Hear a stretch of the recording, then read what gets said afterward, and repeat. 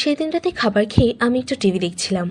অঞ্জনের ঘরে উকি দিয়ে দেখলাম ও ল্যাপটপে কাজ করছে। তাই ওকে ডিস্টার্ব না করে একটা চুমু খেয়ে আমি ডাইনিং রুমে চলে আসলাম। আর মোবাইল নিয়ে ঘাঁটতে ঘাঁটতে মনে মনে আমাদের পুরোনো দিনগুলোর কথা ভাবছিলাম।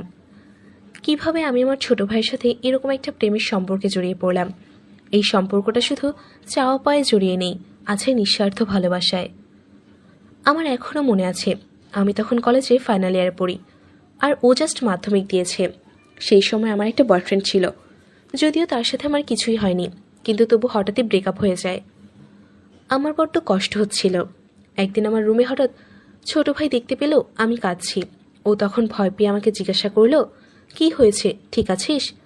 আমি বললাম, কিছু না, তুমি ঘুমিয়ে পড়। কিন্তু বারবার জোর করায় ওকে সব খুলে বললাম। ও আমায় বলল, কিছু হবে না দিদি, তুই দেখিস সব ঠিক হয়ে যাবে। তারপর বলল, দিদি এদিকে আয়, তোর মাথায় হাত বুলিয়ে ঘুম পাড়িয়ে দিচ্ছি। আমি বারণ করলাম, কিন্তু কে শোনে কার কথা। ও তাও আমার মাথাটা কোলে নিয়ে খুব মন দিয়ে ম্যাসাজ করে দিতে লাগলো। আমি মনে মনে ভাবছিলাম, সত্যি ভাইটা আমার বড্ড ভালো মনের মানুষ।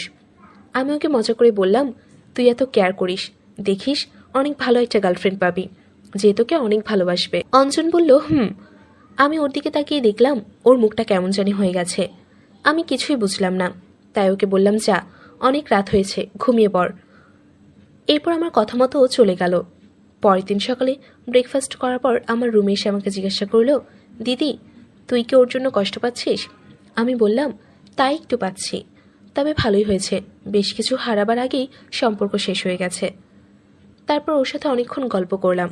ওকে বললাম, বিকেলে শপিংয়ে যাবি? সে তো তখন আনন্দ সহকারে বলল, যেতে পারি, যদি তুই ট্রিট দিস।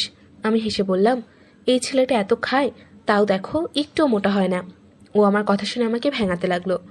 আমি তখন মনে মনে ভাবলাম, পাগল একটা। সো প্ল্যান মতো আমরা সন্ধ্যার দিকে বের হলাম।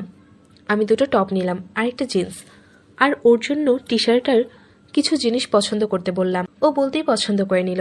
এরপর আমি নিজের পছন্দ মতো দুটো চয়েস করলাম। বাড়ি এসে রাতের খাবার পর ও আমার রুমে আসলো এবং একটা প্যাকেট এগিয়ে দিল। খুলে দেখলাম একটা খুব সুন্দর চুড়ি আছে ভেতরে। আমি অবাক হয়ে জিজ্ঞাসা করলাম, এটা কি, কখন কিনলি তুই? আমাকে বলল, তুমি পড়লে আমি অনেক খুশি হব।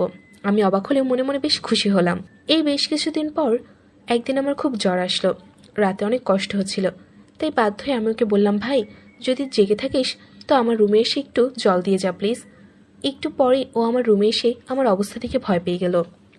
তারপর সারা রাত আমার মাথায় জলপট্টি দিয়ে দিল। আমি ভোরের থেকে ঘুম ভেঙে দেখলাম বেচারা আমার পায়ের কাছে বসে ঘুমিয়ে পড়েছে। ওকে দেখে আমার মনটা কেঁদে উঠল। মনে মনে ভাবলাম, বেচারা সারা রাত আমার জন্য এভাবে জেগেছিল, তাই ওকে খাটে শুয়ে দিয়ে ওর গায়ে একটা চাদর দিয়ে দিলাম। আমার জ্বর তখন একটু কমে এসেছে। তারপর সকালে উঠে সারাদিন আমার খোঁজখবর নিতে থাকলো। ও এমনিতে আমার কেয়ার করতো আগে থেকেই, বাট এবার যেন একটু বেশি মনে হচ্ছিল ব্যাপারগুলো, যেন একটা পজিটিভ ব্যাপার ছিল ওর মধ্যে। যাই হোক, আমি কিছু বললাম না, ভাবলাম হয়তো আমাকে নিয়ে বেশি চিন্তা করছে। এভাবেই সব চলতে থাকলো। জাস্ট একটা জিনিস লক্ষ্য করলাম, ওর আমার প্রতি কেয়ার জিনিসটা অনেকটা বেড়ে গেছে। মাঝে মাঝে মনে হচ্ছিল ও আমার গার্জিয়ান। জিনিসটা আমার একটু ভালো লাগলো, একটু আজবও লাগছিল। কোনো বয়ফ্রেন্ড তার গার্লফ্রেন্ডকে শাসন করছে এমন লাগছিল আমার কাছে। এই বেশ কিছুদিন পর একদিন রাতে আমি বাথরুমে যাওয়ার সময় দেখতে পেলাম ওর রুম থেকে কেমন যেন একটা আওয়াজ আসছে। এরপর ওকে ডেকে কোনো উত্তর পেলাম না। ওর রুমে ঢুকে দেখলাম ওর খুব বাজেভাবে জ্বর এসেছে। আমি ওর কাছে গিয়ে মাথার কাছে বসলাম। তখনও বলল, দিদি প্লিজ এভাবে আমায় ছেড়ে যাস না, আমি তোকে ছাড়া থাকতে পারবো না, তুই কেন বুঝিস না? কথাগুলো শুনে আমি বেশ অবাক হলাম, বাট এরপর যেটা বলল শুনে আমার মাথা ঘুরে গেল। বলতে লাগলো, এটা কেন বুঝিস না, আমি তোকে ভালোবাসি, আমি তোকে নিজের থেকেও বেশি ভালোবাসি। তখন আমার মাথা কাজ করছিল না। আমি ওর মাথায় জলপট্টি দিয়ে জোর করে আমার রুমে চলে আসলাম। মনে মনে ভাবলাম, ওর জ্বর কমার পর সকালে এটা নিয়ে কথা বলতে হবে। আমার মাথাটা গরম হয়ে গিয়েছিল তখন। যাই হোক, সকালে দেখলাম ও আগের থেকে অনেকটাই সুস্থ, তাই মা বাবা অফিস যাওয়ার পরেও আমার রুমে ডাকলাম। অঞ্জন আসার পর আমি রেগে গিয়ে বললাম, তুই কালকে রাতে এগুলো কি বলছিলি? ও চোরের মতো মাথা নিচু করে দাঁড়িয়েছিল। এটা দেখে আমার মাথা আরও গরম হয়ে গেল। আমি ওকে আবার বললাম, তোর লজ্জা করে না আমাকে নিয়ে এরকম ভাবতে? তোর মতো ভাই থাকার চেয়ে না থাকা অনেক ভালো। যা তুই এখান থেকে, আমার সামনে থেকে বের হয়ে যা, একদম আমার সামনে আসবি না, আমার সাথে কোনো কথাও বলবি না। আমি বুঝতে পারলাম আমার কথা শুনে ও চোখে জল নিয়ে ঘর থেকে বেরিয়ে গেল। এরপর প্রায় 2 সপ্তাহ ওর সাথে আমার কোনো কথা হয়নি। এমনকি তেমনভাবে আমার সামনেও আসতে দেখিনি। একদিন ছোট মামাকে জিজ্ঞাসা করলো, আচ্ছা অঞ্জনের কিছু হয়েছে নাকি? ছেলেটার শরীর ভালো না, আর বেশ কিছুদিন ভালো করে খাচ্ছে না। এটা শুনে আমার একটু খারাপ লাগলো, তাই সেদিন রাতে সবাই ঘুমানোর পর কিছু না বলে আমার রুমে ঢুকলাম। আমি তখন দেখতে পেলাম সে বালিশে ফুপিয়ে কান্না করছে। ওকে দেখে আমার একটু খারাপ লাগলো। তখন মনে মনে ভাবলাম সেদিন ওভাবে বলা উচিত হয়নি, কিন্তু ও যেটা করেছে সেটাই বা কিভাবে মেনে নেই। মা আলাদা হলেও আমাদের বাবা একজনই। এরপর আমি ওকে ডাকলাম। আমার কথা শুনে ও চোখ মুছে উঠে বসলো। আমি ওকে জিজ্ঞাসা করলাম, তোর দাবি কি বল? শুনলাম খাচ্ছিস না, কি হয়েছে তোর? সে আমাকে বলল, কিছু না। আমি রেগে গিয়ে বললাম, কি চাস তুই? ও বলল, প্লিজ এভাবে কথা বলিস না আমার সাথে, আমি জাস্ট আর নিতে পারছি না। আমি তোর সামনে যাইনি, তাহলে এরকম করছিস কেন? নাকি তোর আমাকে সহ্য হচ্ছে না? আমি মরে গেলে কি তুই হ্যাপি থাকবি?